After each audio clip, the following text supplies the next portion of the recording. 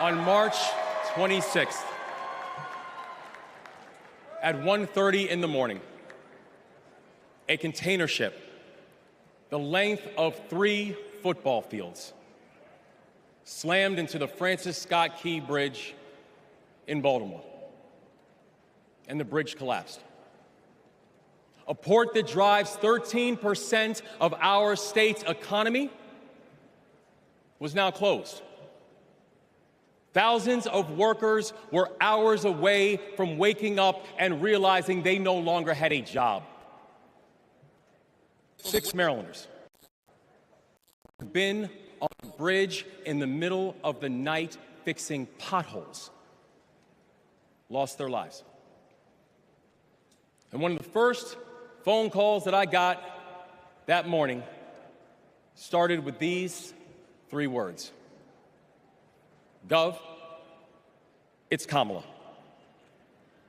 She said, "I know you spoke to the president, and I want you to know we are here with you every step of the way."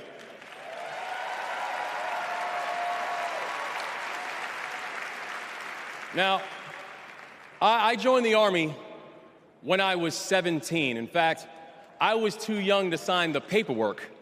I had to ask my mom to sign the paperwork for me because I don't have bone spurs.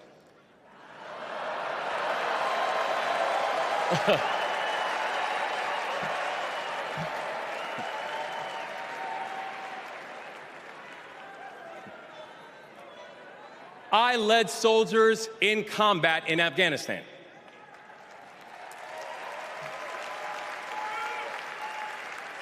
And my training taught me that you never learn anything about anybody when times are easy.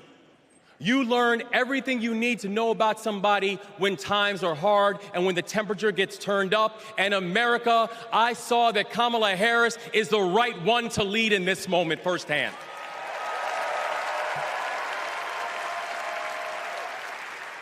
And united with the Almighty God's grace, we brought closure to the families of the 6 victims.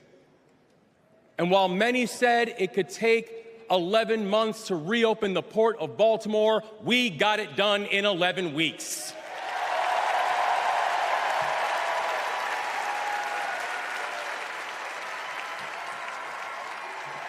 Because that is the story of America.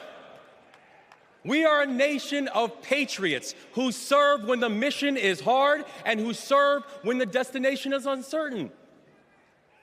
And I know our history isn't perfect. The unevenness of the American journey has made some skeptical. But I'm not asking you to give up your skepticism. I just want that skepticism to be your companion and not your captor. And I'm asking that you join us in the work.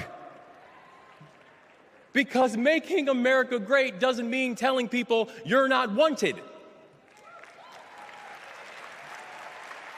And loving your country does not mean lying about its history.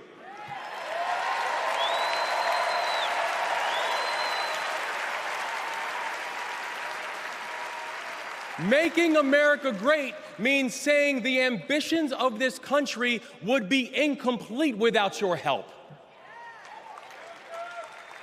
It's the legacy of those 6 workers who fixed potholes on a bridge while we slept, who were born in a different country, but who knew that America was big enough for them too.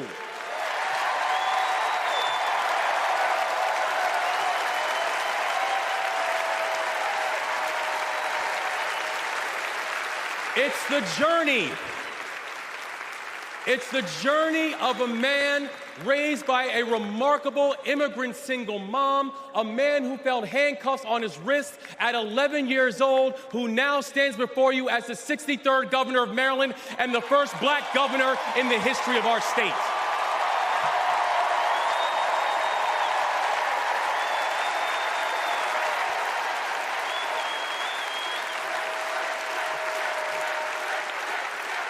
It's the story It's the story of a prosecutor who defended our freedoms and had Maryland's back when we needed it most. And now, MVP, we've got your back as well.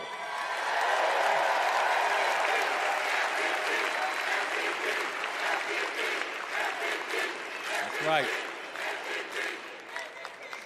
It's my fellow veteran, my brother, and the next Vice President of the United States, Tim Walz. And now, Tim knows that in the military, you count the days towards mission completion. So guess what, y'all? We have got 75 days and a wake-up until Election Day. 75 days and a wake-up for us to prove what Americans can do when the pressure is on. 75 days and a wake-up for us to show that true patriots do not whine and complain. We put our heads down and we get to work. 75 days and a wake-up to build a future that those who came before us hope for, and those who come after us that they deserve. And 75 days and a wake-up to elect a leader who is willing to believe in the best of us, and that leader is Kamala Harris, the next president of the United States. Thank you, God bless you, and let's leave no one behind.